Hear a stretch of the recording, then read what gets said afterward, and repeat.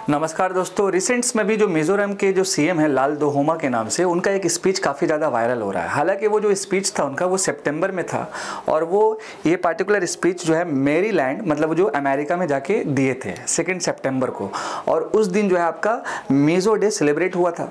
तो इनफैक्ट क्या है, मिजोरम की बात अगर हम करेंगे या फिर इनफैक्ट मिजोरम के सीएम की स्पीच की बात करेंगे तो इन्होंने साफ साफ ये कहा है कि जो आपका जो पीपल्स है या फिर कह सकते हैं कुकीज़ पीपल है और जो अलग अलग पार्टिकुलर देश में है उनको अभी रीयूनाइट हो जाना चाहिए। अलग अलग देश मतलब क्या हो गया दोस्त, कि अगर हम भारत की बात करेंगे तो भारत के मिजोरम में, और इनफैक्ट अगर आप नॉर्थ ईस्टर्न स्टेट्स की बात करेंगे तो अरुणाचल प्रदेश को छोड़ करके मैक्सिमम प्लेसेस पे आपको मिजो या फिर आपका कुकी पीपल आपको मिल जाएंगे। इसके साथ साथ आपका बांग्लादेश और नेक्स्ट आपका म्यांमार। हालांकि इन तीनों पार्टिकुलर कंट्री में जो पीपल्स हैं उनको रीयूनाइट करने का बात कहा गया, तो कहीं ना कहीं एक इंडिकेशंस था इनका कि भारत में उनको रीयूनाइट कर दिया जाए। लेकिन इनको साफ साफ ये भी एक तरह से कह देना चाहिए कि ये जो पार्टिकुलर अलग अलग जो देशों में हमारे जो लोग रहते हैं वो एक रीयूनाइट हो जाएं और अपने भारत देश को ही मजबूत करें।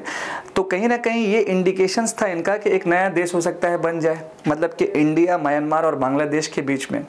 तो अब यहाँ से जब ये वायरल स्पीच जब काफ़ी ज़्यादा वायरल हुआ और अभी रिसेंट्स में जब ये ज़्यादा चर्चा पे है, तो हम लोगों ने सोचा कि चलो इस पर थोड़ा सा वीडियोस बनाया जाए। और इसी के साथ साथ अगर हम मिज़ोरम की बात करेंगे तो इनके ऊपर भी कुछ स्टैटिक पॉइंट हम लोग डिस्कस करेंगे।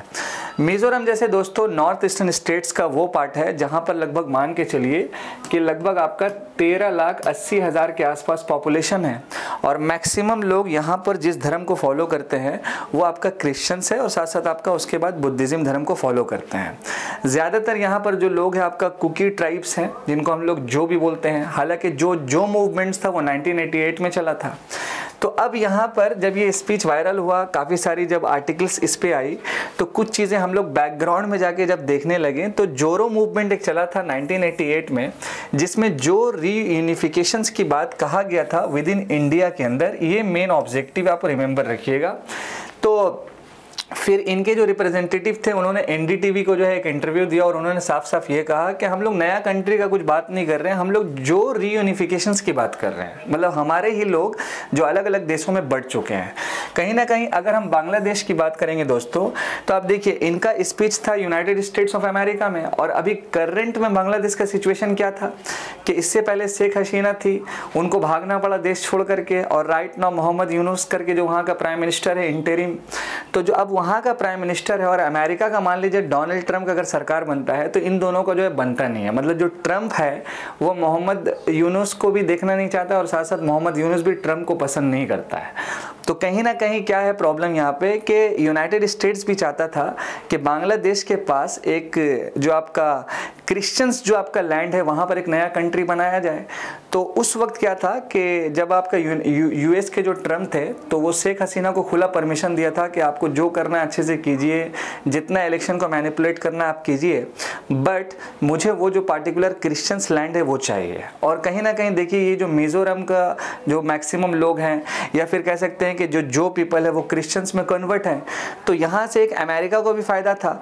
लेकिन जैसे ही तख्ता पलट हुआ शेख हसीना का और मोहम्मद यूनुस जब सत्ता पे आया, इंटरिम पीएम जो बना, तो अब ये दोनों एंटी है। अब आगे आने वाले दिनों में देखिए क्या होगा, अब कुछ ज़्यादा कह नहीं सकते। यहाँ तक कि आज का ही रिपोर्ट है कि यूएस का तो इलेक्शन बिल्कुल क्लियर ही हो गया है कि ट्रंप जो है फिर से 2.0 में आ रहा है। अब आगे देखिए क्या होता है दोस्तों। लेकिन इन्होंने यूनिफिकेशंस का जो भी बात किया था, अब कहीं ना कहीं भारत सरकार को एक इम्पॉर्टेंट एरिया पे फोकस यही करना है कि जिस तरह से मान लीजिए कि अमेरिका का डोमिनेंस अगर इन पार्टिकुलर एरियाज़ में पड़ेगा तो कहीं ना कहीं प्रॉब्लम होने वाला है। तो यहाँ पर अब सरकार को स्पेशली जो नॉर्थ ईस्टर्न स्टेट्स है उस पर काफ़ी ज़्यादा से ज़्यादा फोकस करना होगा इनके डेवलपमेंट्स के लिए, यहाँ के लोगों के लिए। यहाँ पे कई सारा जो प्रोजेक्ट्स है उसको शुरुआत करके इसको ज़्यादा से ज़्यादा मजबूत करना होगा। ठीक है, तो ये था इम्पॉर्टेंट चीज़ें, ये मतलब कि आज के वीडियोस के माध्यम से। कमेंट सेक्शन में ज़रूर आप बताइएगा कि जो मिज़ोरम नाम का स्टेट है, नॉर्थ ईस्टर्न स्टेट्स का जो पार्ट है, तो वहाँ पर एक इम्पॉर्टेंट आपका नेशनल पार्क है Murlen national park, Murlen national park. But आपको ये बताना है कि मिज़ोरम का कैपिटल क्या है दोस्तों। और बेसिकली जो मूवमेंट्स था या फिर कह सकते हैं कुकी मूवमेंट्स था, तो ये अभी बीच में भी एक इशूज़ हुआ था करंट अफेयर में जो चल रहा था।